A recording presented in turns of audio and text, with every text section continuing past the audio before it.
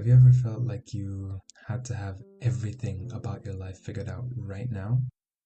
Well, this belief, and I'm not quite sure where and when it became a thing, that as a young adult, you're supposed to have everything figured out and know exactly what you want to do with your life and go about doing it. And it sounds great at first.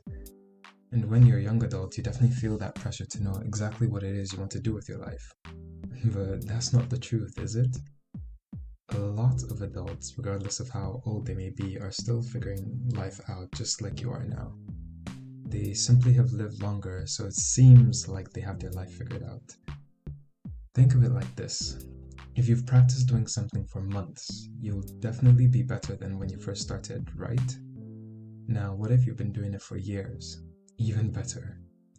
This isn't to say that at some point way down in your life you'll have all of life figured out and you know exactly what it is you want to do with your life. It's just to say that you shouldn't feel bad if you don't know exactly what you want to do with the rest of your life right now. Many people find out what they really want to do much later in life. Some find it pretty early, but you'll find yours when you find yours. Not when your friends find theirs, not when your siblings find theirs. Only when you finally find yours. And you might be thinking, well, that's great to hear, but how exactly do I start? Well, it's much easier than you might think. No, I'm not going to give you some long speech about finding your passion. Just sit for a moment and think of one thing. It can be more or just one. But think of one thing you love doing. From mild interest to hobby, it doesn't matter. After picking it, keep doing it and experiment with different ways of doing it. You may enjoy reading and end up discovering that you love to create stories. Or you might be an artist and realize that designing things really make you feel fulfilled. The list could go on forever. But you get the gist. Just experiment and whatever comes along, try it out.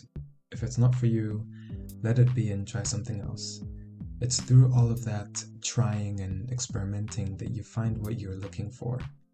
I've ended up trying many different things like art, music, writing stories, etc. and found out that YouTube is a place where I can pretty much combine all of it into one cohesive thing. Usually I'd end up only being able to do them separately, but I love when I can combine it all.